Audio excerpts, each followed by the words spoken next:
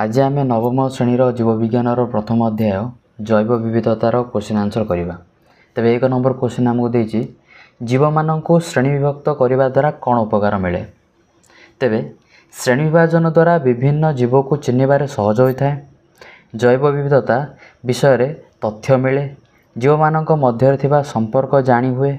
विभिन्न भौगोलिक अंचलर जीव मानक विषय आमर ज्ञान बढ़े। परिवेश विज्ञान, कृषि विज्ञान और जनस्वास्थ्य अध्ययन गवेषणा ये सब संभव हो पार है जदि आम कौन करवा जीव मानक श्रेणीविभक्त करवा। 2 नंबर क्वेश्चन होचे एक श्रेणी विभाग में किपरि दुईटी स्तर चिन्हट करने लक्षण बाछिपर लेख। तेबे जीव जगतर श्रेणी विभाग बेले गोटे स्तर प्राणी बा उद्भिद ता तल स्तर प्राणी बा उद्भिदर लक्षण गुड़िक सह अनेक समानता थाए। एही धारा रे आमे लक्षण गुड़िक नहीं श्रेणी विभाग करिपारिबा। जेमिति सुन्यष्टीय कोषरे कोषअंगिका और न्यष्टि थाए जहाद्वारा बहुकोषी जीव मानकर विभिन्न कोषीय प्रक्रिया भिन्न भिन्न भाव में सुचारू रूपे कार्य करिपारे। प्राग्नेष्टीय कोषरे एक संगठित न्यष्टि न थाए एवं सही कोषर विभिन्न क्रियागुड़िक सुन्यष्टीय कोषरे अलग भाव में कार्य करथाए। एही न्यष्टि विशिष्ट कोष परवर्ती समय रे बहुकोषरे विभक्त होई विशेष कार्य करिपारिथांती। एणु न्यष्टियुक्त कोष सुसंगठित जीव जगतर श्रेणी विभाग में एक विशेष लक्षण रूपे कार्य करिथाए। 3 नंबर क्वेश्चन होची पंचजगत श्रेणी विभाग में जीव मानक किपरि गोष्ठीभुक्त करा जाए ताहार धारा वर्णना कर। तेबे पंचजगत श्रेणी विभाग में प्राणी मानक 5 भाग में विभक्त करा जायछि यथा मोनेरा, प्रोटिस्टा, फंजाई, प्लांटी और एनिमलिया। ते प्रथमे आम मोनेरा विषय लिखा। एमानक निर्दिष्ट न्यष्टि किंबा कोषअंगिका न थाए। एमाने एककोषीय प्रोकैरियोट अटंती। खाद्य ग्रहण दृष्टि एमाने स्वभोजी किंबा परभोजी होइथांती। सेपरि प्रोटिस्टा एमाने एककोषीय यूकेरियोट। एमानकर न्यष्टि कोषअंगिका सह सिलिया और कूटपाद मध्य थाए। एमाने स्वभोजी बा परभोजी अटंती। तापर आसला फंजाई। एमाने परभोजी और मृतभोजी भी।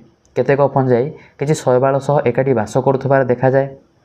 एमानकर जीवन यापन प्रणाली को सहजीविता बोली कहा जाए। तापर आसिबो प्लांटी।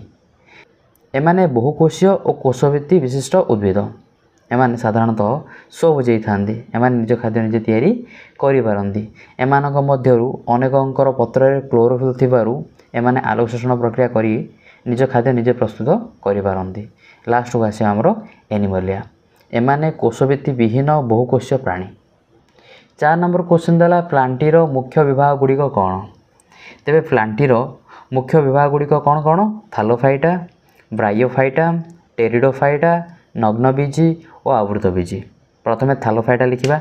एमानकर शरीरर गंठी, चेर, पत्र आदि विभक्त न होई थालस आकार थाए।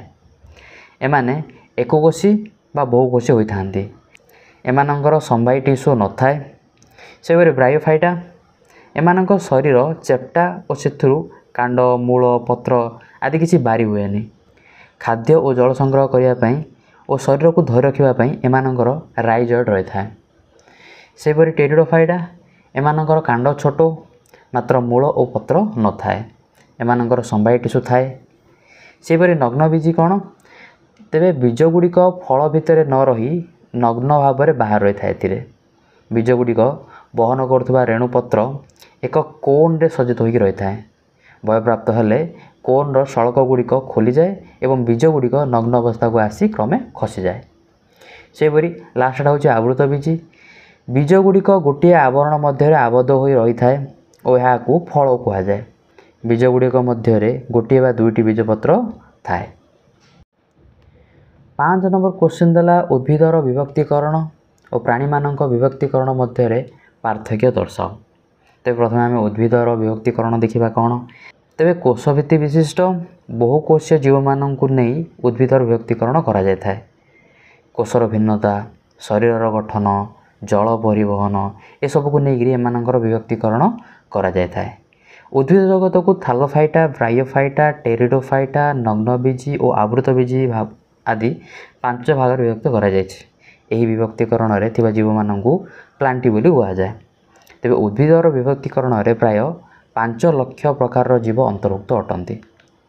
सेपरि प्राणीर विभक्तिकरण ତେବେ କୋଷଭିତ୍ତି ବିହୀନ ବହୁକୋଷୀୟ ଜୀବମାନଙ୍କୁ ନେଇ ପ୍ରାଣୀର ବିଭକ୍ତିକରଣ କରାଯାଇଥାଏ।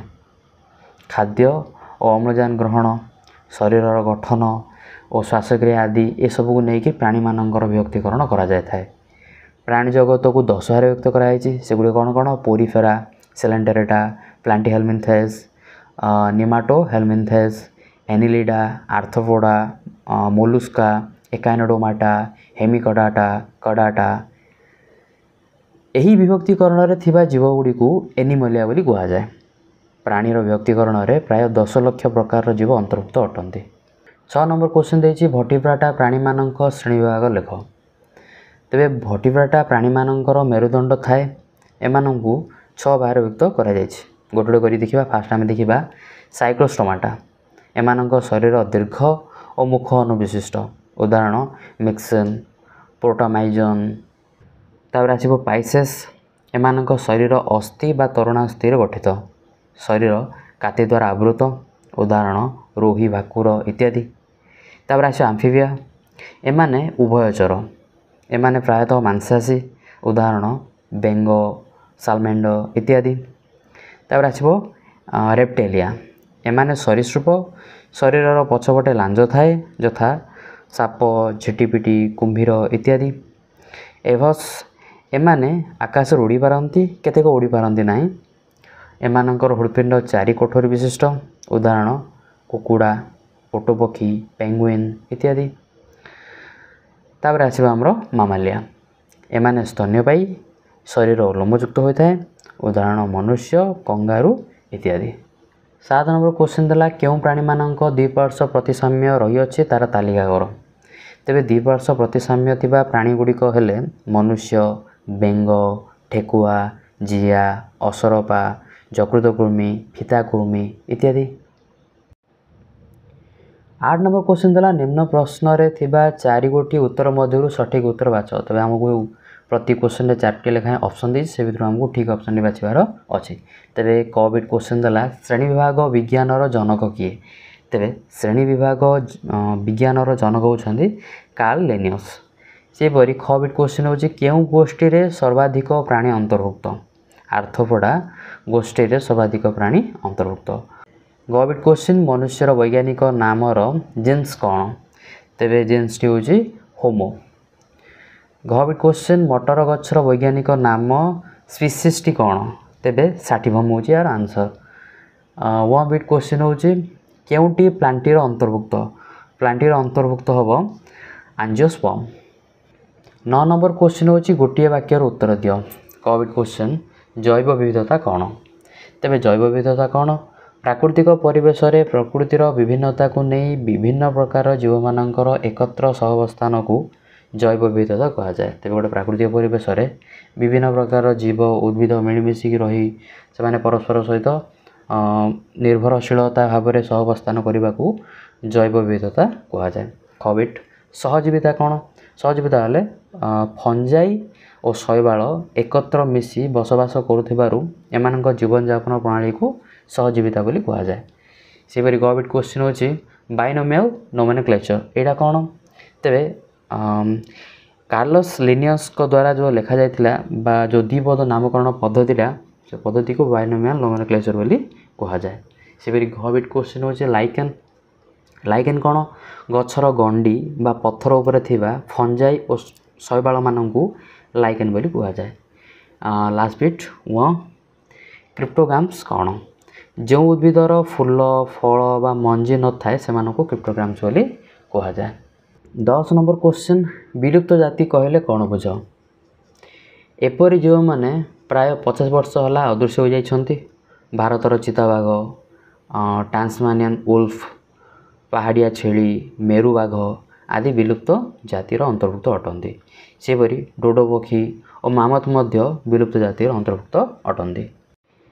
11 ନମ୍ବର କ୍ୱେଶ୍ଚିନ୍ ହେଉଛି କମଣ୍ଡଳୁ ଗଛ କିପରି ଖାଦ୍ୟ ସଂଗ୍ରହ କରେ? ତେବେ କମଣ୍ଡଳୁ ଏକ ମାଂସାହାରୀ ଗଛ। ଯେକୌଣସି କୀଟ ଏହାର ପତ୍ରର ମୁଣା ଭିତରେ ପଶିଗଲେ ମୁଣାର ଘୋଡ଼ଣୀ ବନ୍ଦ ହୋଇଯାଏ। କୀଟକୁ ଖାଦ୍ୟ ରୂପେ ଗ୍ରହଣ କରି ଏହି ଉଦ୍ଭିଦ ବଞ୍ଚେ। ଲାଷ୍ଟ ନମ୍ବର କ୍ୱେଶ୍ଚିନ୍ ହେଉଛି ଅସୁରକ୍ଷିତ ଓ ଦୁର୍ଲଭ ଜାତିର ଜୀବମାନଙ୍କ ମଧ୍ୟରେ ମୌଳିକ ପାର୍ଥକ୍ୟ ଦର୍ଶାଅ।